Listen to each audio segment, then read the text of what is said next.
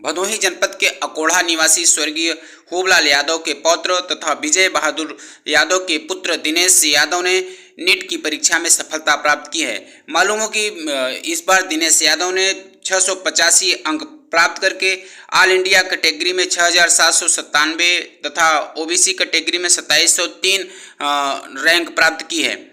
खूबलाल यादव के पौत्र दिनेश यादव ने कोटा में तैयारी किया और इसमें सफलता प्राप्त करी और यहाँ पे उनके गांव में घर पर जश्न का माहौल है। उनके सभी रिश्तेदार परिचित पहुँच करके उनको बधाई दे रहे हैं, मिठाई खिला रहे हैं। आप देख सकते हैं कि किस तरह उनके परिजनों में काफ़ी खुशी का माहौल है। लोग अपने लाल के इस सफलता पर काफ़ी खुश हैं और सच में इतनी मेहनत के बाद यदि लोग सफल होते हैं तो सफलता के बाद मिठाई खिलाना, शुभकामना देना, बधाई देना तो बनता ही है। आइए देखते हैं दिनेश यादव ने कुछ खास बातचीत की है और उसने अपने सफलता के बारे में बताया कि वास्तव में किस तरह किन स्ट्रेटेजी के तहत उसने तैयारी करी और सफल हुआ। आप भी देखिए दिनेश ने क्या बातचीत में बताया।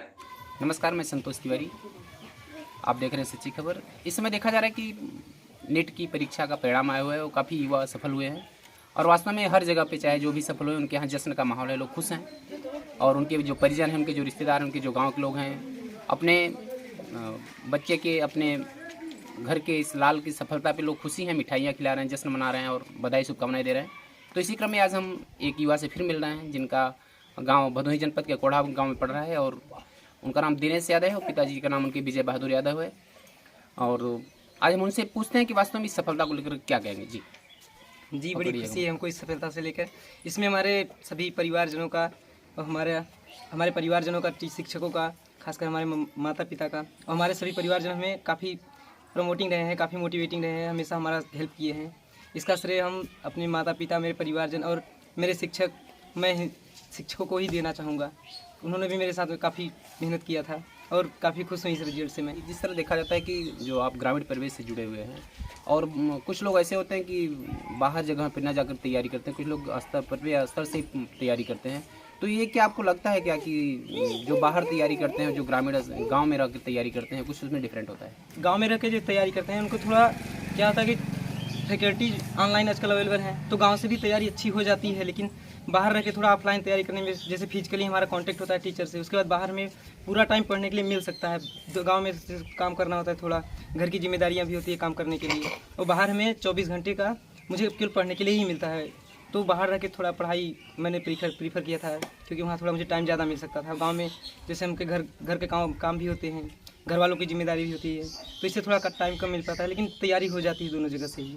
नहीं, अगर बात की जाए कि आप कानपुर में भी पढ़े हैं और इस बार कोटा में भी पढ़े हैं, तो आपने कोटा में सफलता प्राप्त की जबकि कानपुर में ऐसा नहीं हो सका, यानी आपका रैंक कम था। तो इसमें दोनों डिफरेंट आपने क्या देखा? पर सबसे बड़ा कारण ये था मेरा कानपुर में सफलता न होने का कि मैं कानपुर काफ़ी लेट गया था। मेरा बैच सितंबर में स्टार्ट हुआ, इससे मैं 6 महीने ही पढ़ पाया था केवल, और एक गाँव से जाके हिंदी मीडियम से फिर पेपर पढ़ने में नीट के लिए थोड़ी दिक्कत आती थी, लेकिन और टाइम भी हमको कम मिला था कानपुर, इसलिए पिछले साल मैं कुछ नंबर से असफल रहा। इस बार उसको उन कमियों को नकारते हुए, उनको ध्यान देते हुए उस पर काम किया, जिससे मुझे सफलता मिली इस बार। आपके यहाँ शायद कोई डॉक्टर नहीं है, आपके यहाँ आपके भाई साहब मास्टर हैं, आपके यहाँ पुलिस में लोग हैं, और आपने डॉक्टरी क्यों चुना? मुझे बचपन से ही थोड़ा शौक था कि डॉक्टर्स के जीवों को देखा। मैं थोड़ा डॉक्टर में थोड़ा शौक ही था मेरे, मतलब कि डॉक्टर्स का पेशा मुझे काफ़ी अच्छा लगता था। और जब मैं 11th में गया तो बायोलॉजी का देखा, मेरे टीचर जो थे काफ़ी सपोर्टिव थे, डॉक्टर रविशंकर शुक्ला सर, उन्होंने मुझे बायोलॉजी में एक अलग सा आनंद दिया। मैं दीपक गुप्ता सर भी थे, वो भी बायोलॉजी काफ़ी अच्छा पढ़ाया, तो मुझे इंटरेस्टिंग हो गया था सब्जेक्ट वही। तभी उसके बाद डॉक्टर तो पेशा मतलब कि अच्छा से शुरू से ही पसंद आता था मुझे। तो आप भी डॉक्टर बन के कभी ऐसा तो नहीं करेंगे गरीबों को लूटने में आपको मजा आए?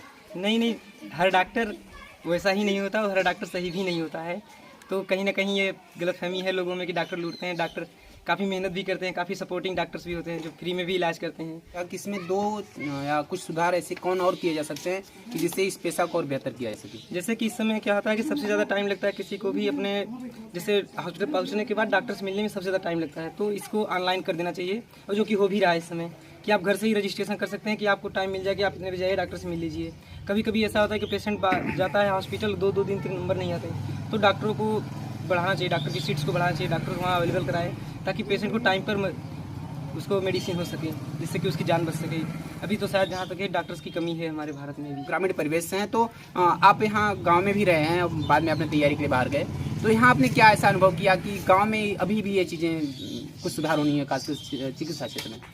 गांव में तो भी जनरली तो किसी गांव में, बड़े गांव एरिया में एक ही हॉस्पिटल होता है। उनको कम से कम 1-2 किलोमीटर के रेंज में अलग अलग हॉस्पिटल का निर्माण कराना चाहिए, जिससे हमारा मरीज 2 किलोमीटर के बाहर ज़्यादा न जा सके। अब यहाँ पे 15-15 किलोमीटर के बाद हॉस्पिटल हैं, जिनके पास वाहन सुविधा नहीं, वो नहीं जा सकते हैं। और हमें ऑनलाइन बताया, जैसे कि अब ऑनलाइन रजिस्ट्रेशन के लिए तो उनको कुछ ना कुछ ऑनलाइन सलाह देना चाहिए कि आप ऐसा ऐसा कीजिए, आपको कुछ ऐसा हो जाएगा। तो ये सब करना चाहिए। गाँव में ये सब कमी है अभी। जिस तरह अगर बात की जाए कि यहाँ आपका ग्रामीण परिवेश है, आप ग्रामीण क्षेत्र से जुड़े हुए हैं, तो यह क्या आड़े आती है क्या कि गरीब या कमज़ोर तबके का आदमी, लड़का, वो भी चिकित्सा क्षेत्र में जा सकता है? देखिए, कठिनाई तो आती है इससे स्टार्टिंग में, इसके एंट्रेंस में ही काफ़ी पैसा खर्चा होता है। लेकिन अब आजकल तो ऑनलाइन कोचिंग जो है ये तो काफ़ी फैसिलिटी देते हैं। ऑनलाइन में आप कंपटीशन की तैयारी कर सकते हैं। जैसे कि 2-3 हज़ार रुपये नॉर्मल खर्च आता है साल भर का, उतने में तो ऑनलाइन हो जाता है। जिसको पढ़ना चाहे तो पढ़ सकते हैं, लेकिन थोड़ी मुश्किलें आती हैं इसके एंट्रेंस में। उसके बाद क्वालिफाई करके आप अच्छे मार्क्स ला के आप कम पैसे में पढ़ाई कर सकते हैं। जो आपके सिलेबस में डिफाइंड है, आप अपने टीचर्स पे भरोसा कीजिए। वो जो बता रहे हैं बस उनके नोट्स पढ़िए, एनसीईआरटी पढ़िए और कंसिस्टेंट पढ़िए, डेली पढ़िए। अगर किसी दिन काम छोड़ेंगे तो फिर अगले दिन बहुत ज़्यादा हो जाएगा वो। नीट में यही बस सबसे बड़ा कारण सिलेक्शन का यही है कि आप कंसिस्टेंट होकर डेली पढ़िए। जो भी पढ़िए डेली हमेशा पढ़ते ही रहिए। 1 साल मेहनत कंटिन्यू करना होगा आपको। तो यहाँ पे दिनेश जी थे जिन्होंने बताया कि वास्तव में अगर हमको पढ़ना है तो जो हमारे गुरुजी लोग बता रहे हैं, जो हमारे सीनियर्स बता रहे हैं, अध्यापक बता रहे हैं, उनको हम आराम ध्यान से उसको पढ़ें। और ये इन्होंने चीज़ बताया कि रेगुलरिटी हमारी बनी होनी चाहिए। अगर हम उसको क्रम को तोड़ते हैं तो क्रम तोड़ जाने से वास्तव में जो हम छोड़ देते हैं उसका अधिभार हो जाता है, और जिसकी वजह से हम सही से नहीं कर पाते। दिनेश, आपने हमारे साथ बात की, इसके लिए बहुत बहुत धन्यवाद।